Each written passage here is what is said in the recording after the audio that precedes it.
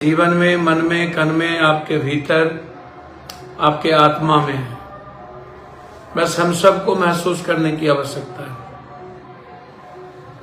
ईश्वर ने हम सबको अपने पुत्र के रूप में, मां के रूप में, बेटी के रूप में अपने जीवन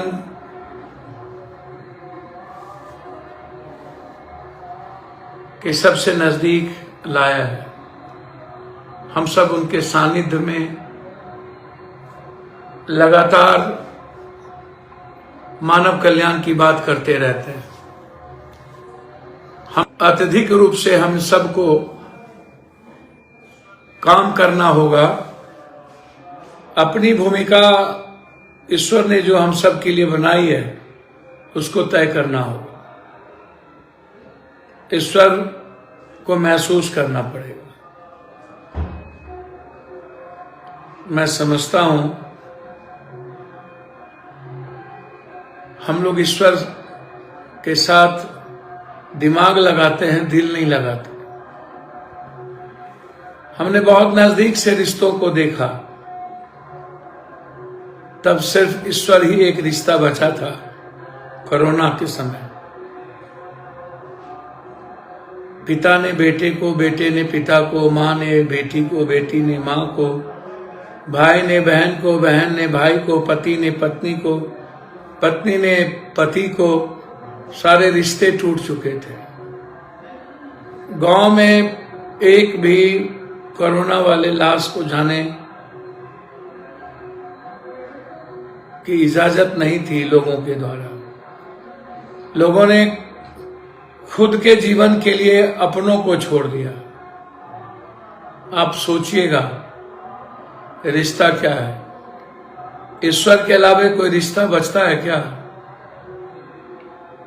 मात्र एक रिश्ता है ईश्वर का। चाहे आप शिव के रूप में, कृष्ण के रूप में, राम के रूप में, बुद्ध के रूप में, मोहम्मद के रूप में, नानक के रूप में, ईसा के रूप में, कबीर के रूप में, वाल्मीकि के रूप में, संत रविदास के रूप में, जिस रूप में आप देखिए, ब्रह्मा, विष्णु, महेश, आनंद मूर्ति जी, परमपिता बाबा। मैं आनंद नगर में हूं, जहां मेरे जीवन का निर्माण हुआ है, जहां हमने आंतरिक साधना पद्धति को आनंद मार्ग के दर्शन से जिया है। बाबा का अपार सानिध्य, स्नेह, आशीर्वाद हमें हमेशा मिला। मेरा पूरा परिवार हूं, हर व्यक्ति के जीवन में आनंद, खुशियां, जीवन जीने का एक अवसर, मुस्कुराने का अवसर। और ये मुस्कुराने का अवसर जैसे मां को बच्चे से मिलती है, जैसे ईश्वर को भक्त से मिलता है। अब मैं आपसे एक बात कहूं कि भक्त को ईश्वर के नजदीक जाने की जरूरत नहीं, ईश्वर भक्त के पास जाते हैं। आप अर्जुन का और कृष्ण के रिश्ते को महसूस कीजिए, द्रौपदी के उस वक्त को महसूस कीजिए, मीरा के समर्पण को महसूस कीजिए, हनुमान और राम के रिश्ते को महसूस कीजिए, कृष्ण और सुदामा के एक दूसरे के प्रति उत्कृष्ट समर्पण को और उसके जीवन को महसूस कीजिए, बुद्ध और अशोक के जीवन को महसूस कीजिए, मोहम्मद और हजरत हुसैन के जीवन को महसूस कीजिए। आप जब महसूस करेंगे तो आपको पता चलेगा राम का वो सबड़ी का रिश्ता, केवट के मलाह के नाव पर पार होना का भाव, वाल्मीकि और रामायण की वो कृत, तुलसी और राम का वो पवित्र प्रमाणित चरित्र, सब एक दूसरों के विचारों से निर्माण हुआ। और हम सब क्या करते हैं? हम सब ये भूल जाते हैं कि ईश्वर हमसे बाहर नहीं है, परमात्मा हमारे जीवन में है, हमको महसूस करने की जरूरत है। अनंत अनंत कोटि तक ईश्वर हमारे साथ है।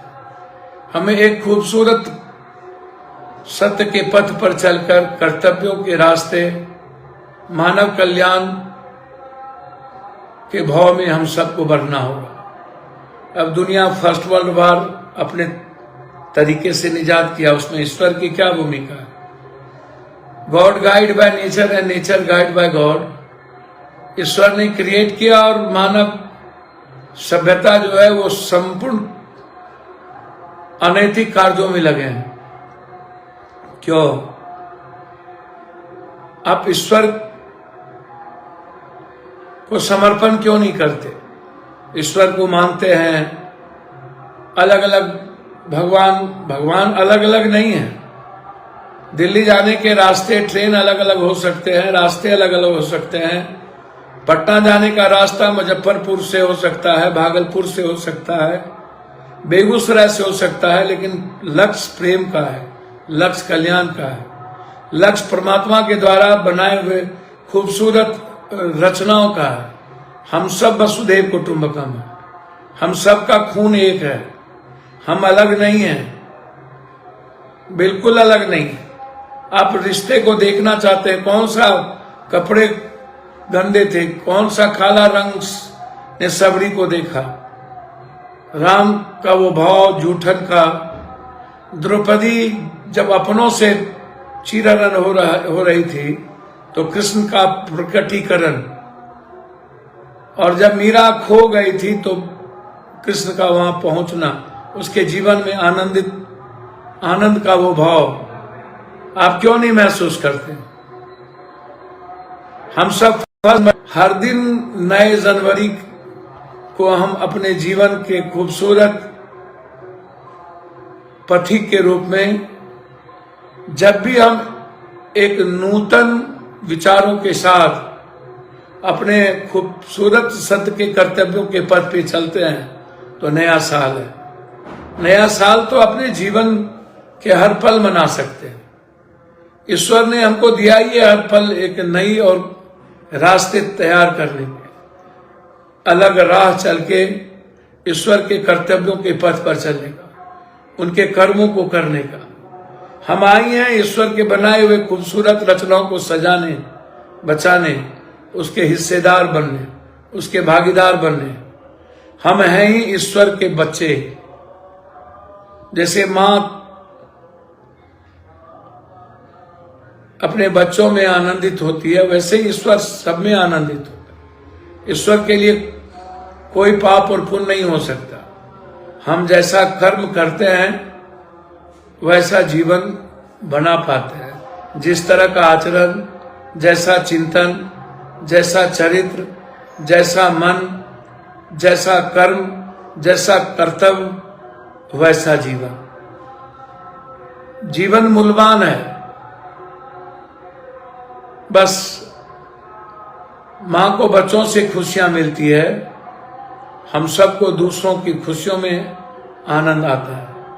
हम जब मंदिर, मस्जिद, किसी गुरुद्वारे, चर्च या किसी आनंद नगर जैसे आध्यात्मिक स्थल पे जाते हैं तो कई तरह के मानव कल्याण के भाव के साथ जाते हैं। पूजा मंदिरों में नहीं, मस्जिदों और गुरुद्वारों में नहीं, वह एक माध्यम है। मंदिर कुछ पल एक शांति का वो भाव है, एक प्रक्रिया है, जहां हम दुनियावी चीजों से अलग हटके, झंझावात और दकियानुसी चीजों से अलग हटके, सामाजिक चीजों से अलग हटके हम सिर्फ ईश्वर में आनंद ले पाए। लेकिन ईश्वर में आनंद लेने का माध्यम क्या है? वह है जब हम मंदिर, मस्जिद या आनंद नगर आते हैं तो रास्ते में ना जाने 400, 4000, 4 लाख रुपए के चलते ना जाने कितने जीवन की लीला ही समाप्ति की ओर है। खुशियां नहीं मिलती है, जीवन जीने के लिए मुस्कुराने का अवसर नहीं मिलता। हर लोग परेशान होते हैं, संकट में होते हैं। परिस्थितियों के कारण, सामाजिक, राजनीतिक और व्यक्तिगत अहंकार के कारण, मानवीय नफरत के कारण समाज प्रभावित है। हम सबको मिलकर खड़े होने की जरूरत है। मंदिर जाने के पहले पड़ोसियों के जीवन को खुशियों से भरना, गरीब का सम्मान करना, अभाव में जीने वाले और मिडिल क्लास लोगों के लिए जीना, गरीब और गरीबी शब्द को खत्म करने का एक संकल्प। हम उस संकल्प के साथ आगे बढ़े। हर दिन एक अनंत रास्ते पर चलते रहे। जीवन आपके हाथ में नहीं है। जीवन आया है, जीवन चला जाएगा। कब जाएगा, कैसे जाएगा, ये माध्यम ईश्वर है, हम और आप नहीं हैं।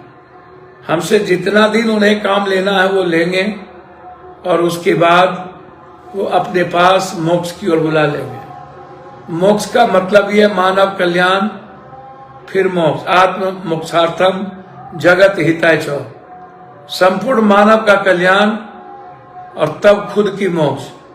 हमें गया के पिंडदान में और पिता के मृत्यु के बाद मोक्ष की कल्पना नहीं हो सकती। मोक्ष का आनंद दूसरों के खुशियों से, दूसरों के विचारों के सम्मान, दूसरों के धर्म, मजहब, जाति, धर्म, रंग, भाषा का सम्मान, खुद से ज्यादा दूसरों को जीने का अवसर और हमारे भीतर के अहंकार का विसर्जन।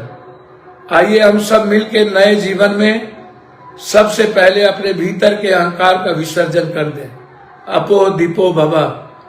बुद्ध ने कहा था, मेरे भीतर में जो जड़ता है, अंधविश्वास है, आडंबर है, कर्मकांड है, बुराई है, नफरत है, लोभ है, लालच है, ईर्ष्या है, क्रोध है, घृणा है, दूसरों के विचारों से अपने विचार, अपनी जाति को सर्वश्रेष्ठ मानना, खुद को सबसे सर्वश्रेष्ठ मानना, यह जो प्रवृत्ति है, इस अंधकार का की समाप्ति विवेकानंद का जन्म, बुद्ध का जन्म, वाल्मीकि का जन्म, एक ऐसे संत का जन्म जो मूल्य और आदर्श के लिए जीता हो, जो मानव कल्याण और विश्व कल्याण की बात करता हो, जो सर्वधर्म समभाव की बात करता हो, जो सार्वभौमिकता की बात करता हो, जो वसुधैव कुटुंबकम के रूप में पूरे विश्व को, पूरे बिहार को, पूरे बंगाल, पूरे देश को अपना परिवार मानता हो। आइए ना बिहार के कल्याण की बात करें।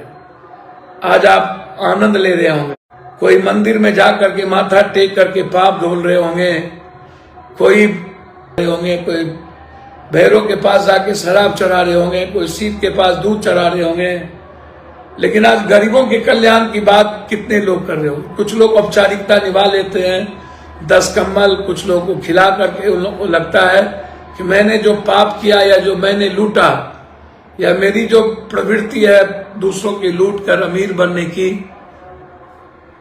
अपने परिवार और बच्चों के लिए, जबकि कोरोना ने बता दिया कि कोई परिवार और बच्चों के लिए नहीं जीता, सब खुद के लिए अपने जीवन को सुरक्षित करता है।